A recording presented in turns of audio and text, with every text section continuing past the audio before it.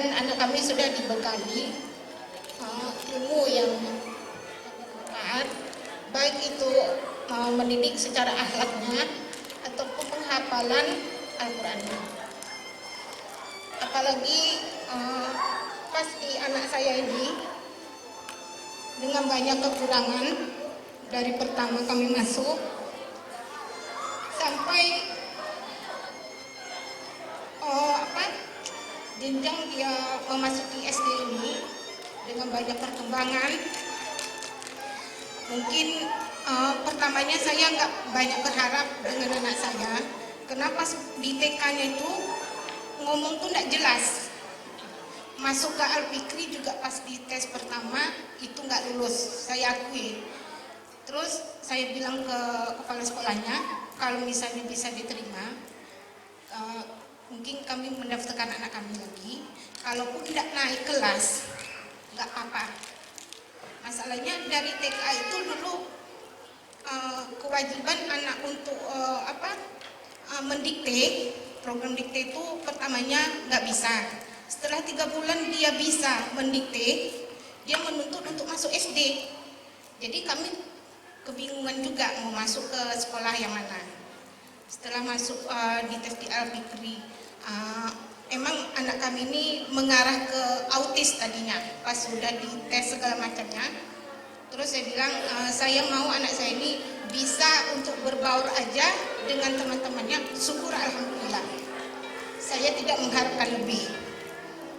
Ternyata udah pas kelas 1, tidak pernah saya tanya ke ustazahnya gimana perkembangan anak.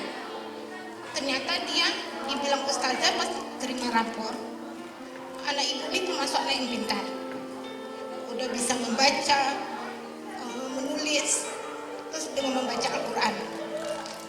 Emang di TK-nya dia udah juz 30 dari hafalnya, cuma karena lafaznya itu omongannya cadel, jadi kadang suka kita sendiri juga suka salah tanggap gitu.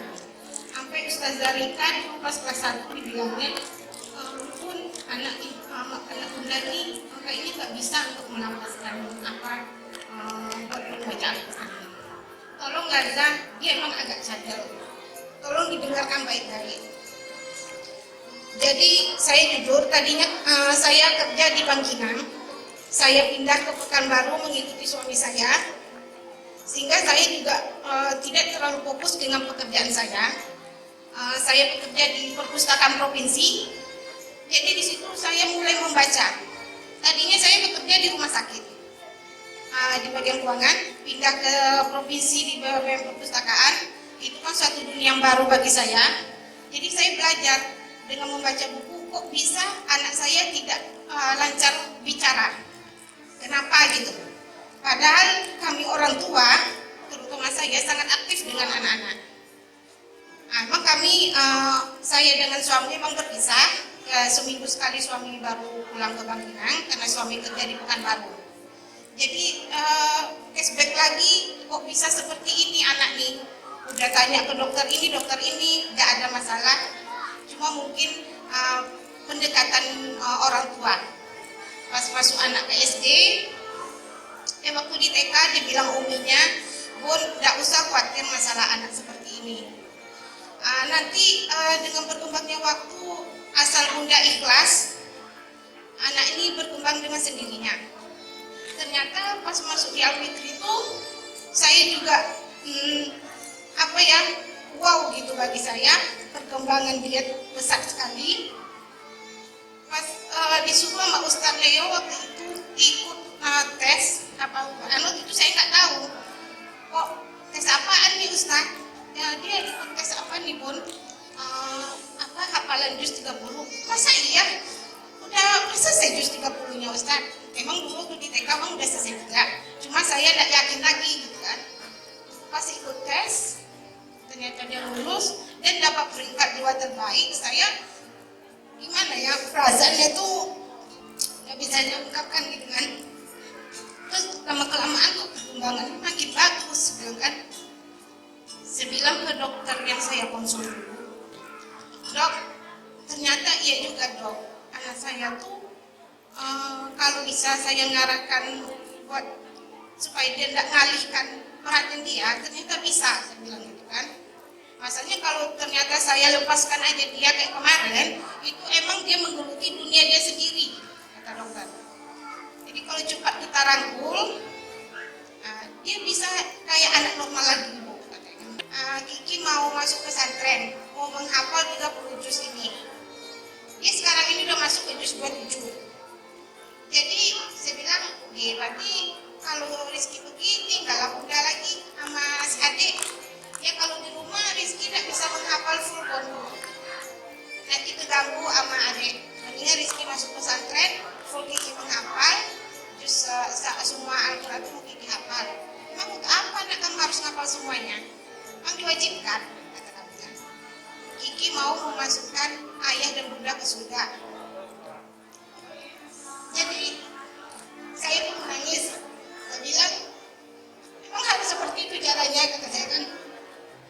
Bun, kata, kalaupun Kiki kelakuan Kiki baik, kalaupun Kiki jadi anak yang soleh, tapi belum tentu Kiki bisa membawa ayah mau pulang ke surga, kata dia. Itu untuk pribadi Kiki, Bun.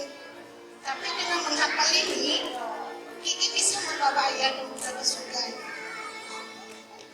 Karena niat dia itulah, makanya kami lepaskan dia untuk pesantren. Ya mungkin itulah sepenggal cerita. Kalau untuk prestasi, mungkin pihak sekolah yang lebih tahu tentang perkembangan anak saya. Jadi saya syukur, mudah-mudahan untuk ke depannya lagi Al-Fikri itu lebih kreatif lagi guru-gurunya. Apalagi seperti pandemi sekarang, saya bukan apa, karena kami di bidang perpustakaan, jadi untuk minat baca anak-anak itu juga kayaknya otomatis kurang. Jadi kalau bisa saya usulkan ke pihak gurunya, misalnya begini, kalau anak-anak untuk kita suruh membaca apalagi daring, kan susah. Gimana caranya anak-anak itu misalnya dari ada suatu cerita menceritakan kembali tapi melewati video. Dengan melewati video, keharusan anak itu membaca itu pasti ada. Nah, jadi karena melalui keharusan tadi lama-lama anak tuh ada keinginan buat membaca. Kalau tidak membaca saya nanti tidak mengetahui. Nanti kalau ditanya ustazah saya tidak tahu gimana. Masa pengalaman dari anak saya sendiri ikut agak sedikit negatif dengan sekolah Al-Fikri saat itu, tetapi saya melihat ustaz-ustazahnya yang sangat luar biasa. Mereka ikhlas, mereka menghadapi kemarahan orang tua dengan ikhlas, dengan senyuman. Terus saya terus pelajari, saya lihat sekolah Al-Fikri ini, dan alhamdulillah selalu saya digabungkan di komite. Jadi saya sedikit-sedikitnya tahu perkembangan Al-Fikri dari awal dibangun, diberdirikan, terutama kisah-kisah Pak Munif dan Pak Rasid mengumpulkan dana untuk Al-Fikri. Masya Allah, saya terharu sampai membangun masjid yang akan didirikan sekarang ini. Betul-betul untuk menuju jalan akhirat, melihat dunia yang entah bagaimana keadaannya ini sekarang. Dan saya justru menggigil bagaimana keadaan anak-anak generasi kita ini untuk kelanjutnya dengan melihat kondisi yang sekarang ini. Dan alhamdulillah sujud syukur sekolah Al-Fikri luar biasa, Masya Allah, sangat mengutamakan Al-Quran. Sehingga saya melihat sendiri pribadi anak-anak saya yang saya lihat, mereka sangat semangat membaca Al-Quran. Padahal saya sendiri jujur saya belum hafal juz 30. Saya suka lupa, tapi saya tetap ingin berusaha belajar karena anak-anak saya bisa. Insya Allah dengan umur saya yang masih ada diberikan Allah ini, saya bisa juga mengikuti jejak anak-anak saya. Dan juga saya mewakili wali murid kelas 6 mengucapkan terima kasih kepada ustaz-ustazah yang bukan hanya ustazah yang kami anggap, tetapi saudara, keluarga bagi kami semuanya. Dan saya dan teman-teman sekalian setelah melihat perkembangan Al-Fikri yang luar biasa ini, dan baik lewat medsos, lewat online, lewat pribadi, japri, atau langsung offline, saya selalu memperkenalkan Al-Fikri. Dan alhamdulillah banyak yang masuk ke Al-Fikri, dan saya kenal semua rata-rata kebanyakan orang Al-Fikri karena mereka adalah yang selalu menanyakan informasi sekolah Al-Fikri. Bahkan saya punya teman di Kerinci karena saya punya tempat tinggal juga di Kerinci. Kebetulan suami saya dinas di sana. Tetangga saya di depan tak sengaja juga ternyata pindah ke Pekanbaru. Sudah sekolah kelas 2 di Muhammadiyah. Selalu mencari-cari informasi dan dia menanyakan kepada saya ingin pindah katanya ke Al Fikri. Insya Allah kelas 3 ini dia akan gabung ke sekolah Al Fikri. Dan alhamdulillah sampai sekarang masih banyak yang menanyakan saya ingin memastikan apa benar Al Fikri itu bagus, apa benar cocok untuk anaknya. Saya akan ceritakan semua yang apa yang dirasakan saya sendiri dan saya melihat perkembangan anak-anak saya sendiri. Dan di sini juga untuk ustadz dan ustazahnya saya juga mengucapkan mohon maaf yang sebesar-besarnya. Terkadang kami sebagai orang tua suka berulang-ulang bertanya, padahal sudah diberitahukan di grup. Bertanya dan bertanya terus, karena itulah kami orang tua yang suka lupa. Dan juga kadang kami dengan berbagai kesibukan, kami pun selalu bertanya. Dan insya Allah, dan Bunda juga mengingatkan kepada anak-anak Bunda di sini dan juga Kak Alia khususnya, ingat pesan ustadz-ustazahnya, jangan pernah tinggalkan Al-Quran. Karena kita sudah melihat dengan Al-Quran kita insya Allah menjadi orang yang cerdas, orang yang pintar, berakhlak baik, dan selalu diberi kemudahan dan kelimpahan rezeki. Amin ya Allah ya Rabbal Alamin. Nah, terima kasih kepada ustadz dan ustazahnya, jasa-jasa ustadz dan kasih sayang ustazah kepada anak kami. Kami tidak akan lupakan dan silaturahmi ini tidak akan terputus sampai anak kami menjadi orang. Akan kami kabarkan ustazah semua SDIT Al Fikri ini. Terima kasih kepada bunda-bunda yang selalu mendukung saya untuk memajukan Al Fikri baik dari segala hal apapun. Semoga bunda-bunda dibalas pahala yang sangat besar kepada Allah Subhanahu wa taala. Amin ya rabbal alamin. Wassalamualaikum warahmatullahi wabarakatuh. Waalaikumsalam warahmatullahi wabarakatuh. Kami persilahkan. Terima kasih kepada ayah bunda yang telah mendampingi dalam proses ini. Bunda, mohon maaf untuk foto bersamanya.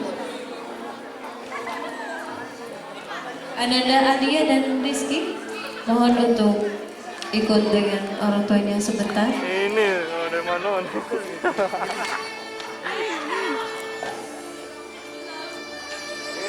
Satu, dua.